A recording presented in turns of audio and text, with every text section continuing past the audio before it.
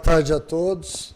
Não tenha dúvida que quando a gente sai de campo sabendo que não tomou gol, é sempre um alívio, porque a parte defensiva ela nem sempre é tão valorizada assim nas partidas, né? E a gente tem por hábito, sempre após as partidas, a gente fala muito, né? Com os atletas, mostra vídeos, enfim, tenta buscar aquilo que foi de mais importante nos jogos e aquilo que também a gente deixou um pouco aquém. E muitas vezes as críticas elas vão de encontro à parte defensiva, né? E na verdade, às vezes, até de maneira injusta. Mas esse último jogo deu para a gente uma possibilidade que eu espero que seja a tendência agora das partidas seguintes, incluindo essa já diante do Botafogo, que a gente tenha uma solidez defensiva.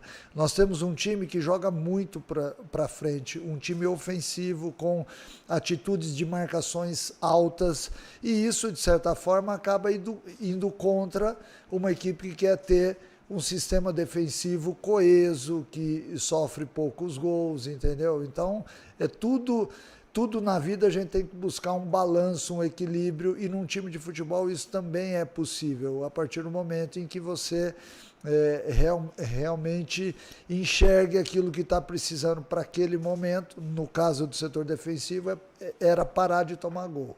Nessa última partida a gente parou e eu espero que seja a tendência agora a seguir.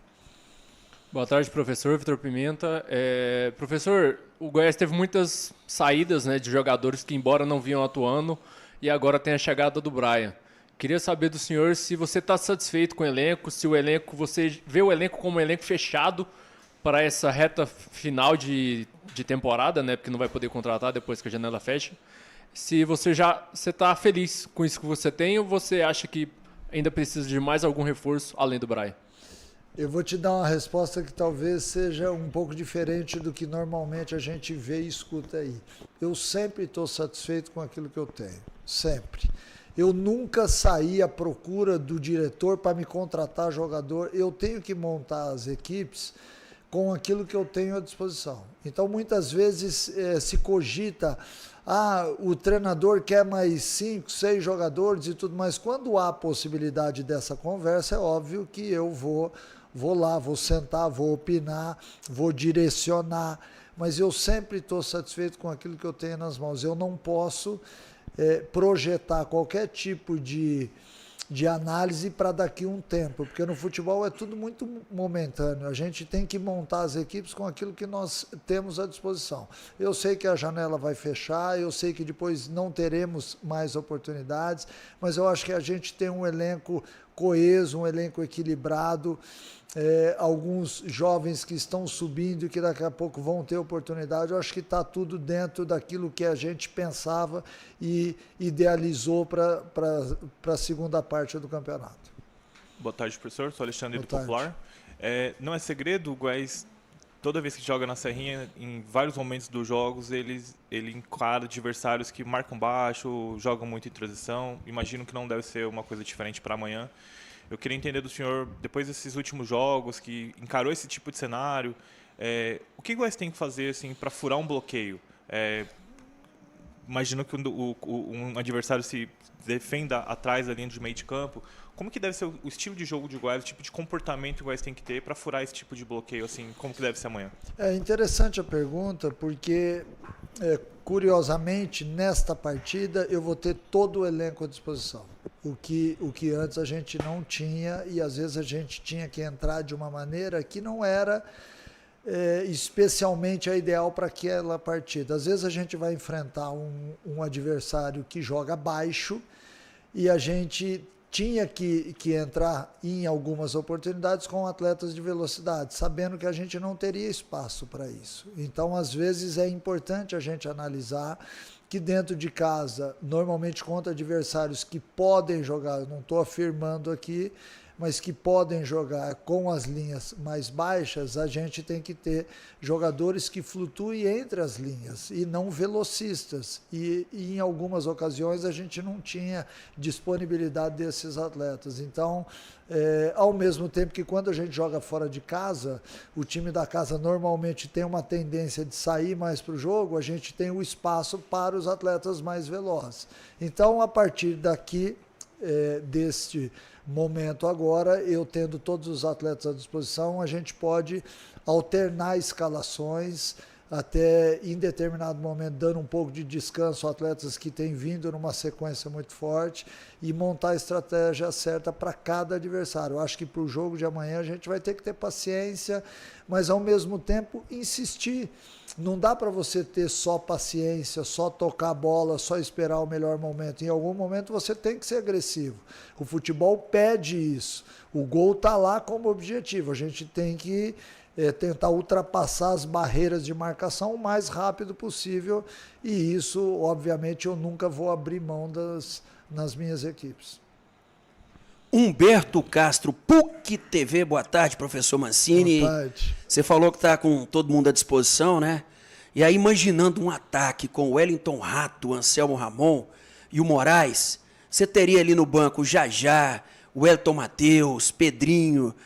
Esse tipo de situação faz com que você cobre quem vai jogar, quem vai começar o jogo. Falou, se não render, eu tenho aqui, quem estava titular esses dias.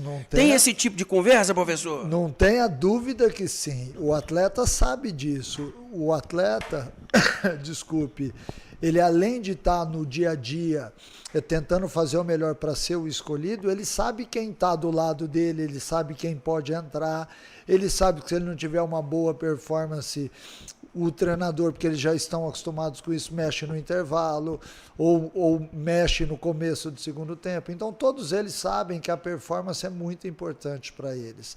Há uma competição interna muito grande e isso é extremamente saudável, porque faz com que todos eles entreguem até mais de 100%, porque sabem que ali do lado de fora tem alguém esperando realmente essa chance. Eu acho que neste momento agora a gente chega numa parte importante do campeonato, onde nós temos que decidir partidas e todo mundo que chega para decisões muitas vezes não tem o poder para entender o que significa isso. Então a gente tem tentado até pela parte emocional do grupo tirar o máximo possível deles, o peso, para que eles possam entrar em campo decidindo realmente aquilo que tem que ser feito e, logicamente, que essa briga saudável aí vá até o final.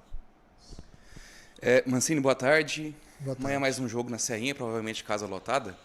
E assim, o Goiás é líder do campeonato, consequentemente as melhores números, né, a melhor campanha. Só que a torcida ela se sente muito impaciente nos jogos da Serrinha, né, porque o Goiás vem sendo mais resultadista do que apresentando boas, vamos dizer assim, apresentações que enchem os olhos do torcedor. Você acha que essa é a tônica até o final da Série B, o Goiás sendo mais resultadistas, do que agradar aquele futebol que o torcedor que vai para o estádio querendo que o Goiás ele ganhe de 1, de 2, de 3, contra até mesmo adversários mais fáceis? Olha, eu entendi a pergunta, mas eu prefiro ter o resultado do que apresentar um grande futebol. Se a gente for analisar nos últimos anos aí da Série B, a gente vai chegar exatamente a isso. Não é à toa que a gente busca resultado. Em primeiro lugar, porque há muita pressão. Em segundo lugar, porque, assim como eu citei nos últimos anos, e vamos usar o Santos como exemplo, o Santos foi extremamente criticado o ano passado jogando na Série B, porque a Série B ela te apresenta um equilíbrio muito maior do que a Série A.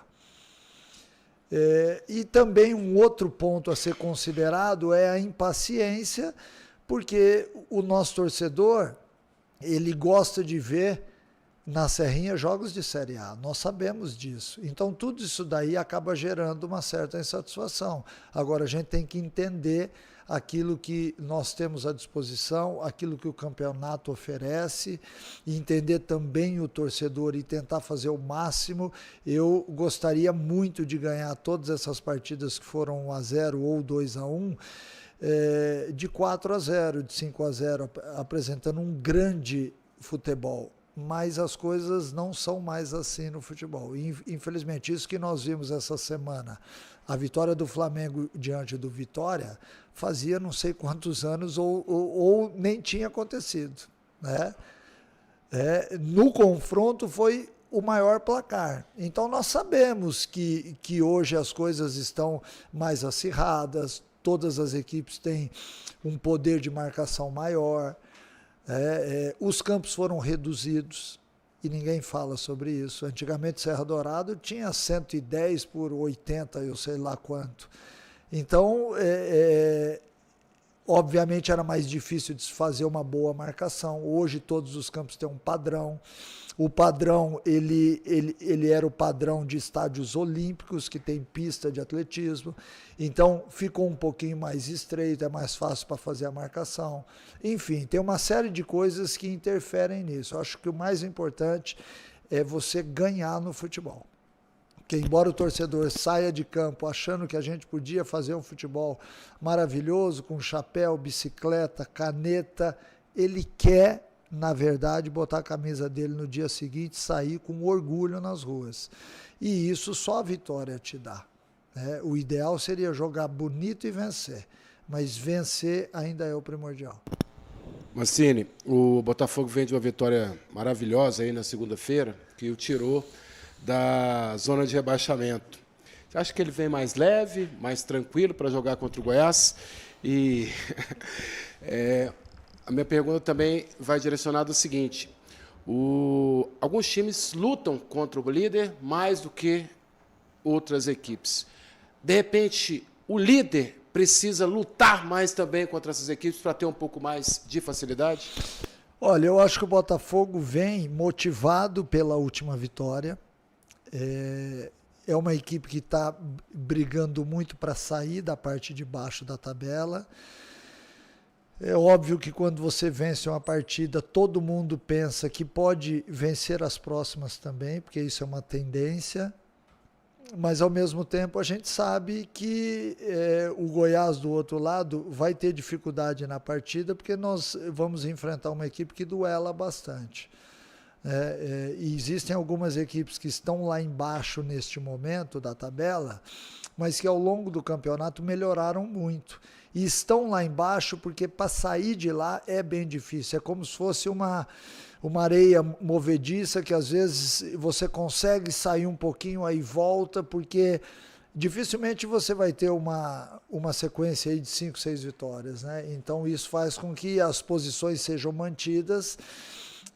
E por um outro lado a dificuldade sempre aumente, né? E a segunda pergunta que você fez?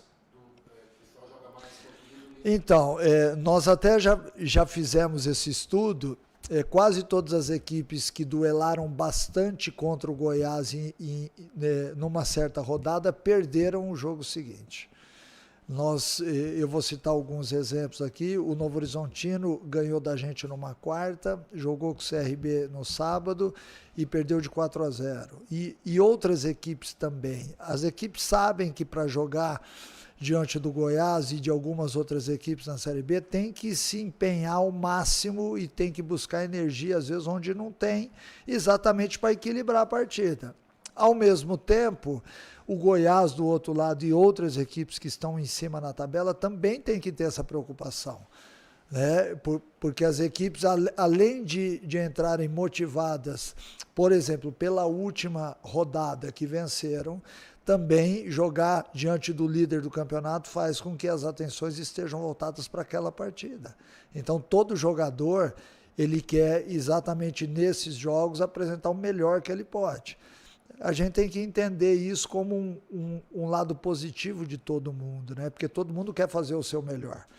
Mas o Goiás tem que tirar um coelho da cartola a cada rodada, tentando fazer algo diferente, exatamente para que a gente possa ter um acréscimo ou, de repente, pegar o adversário numa estratégia que talvez ele não esperasse.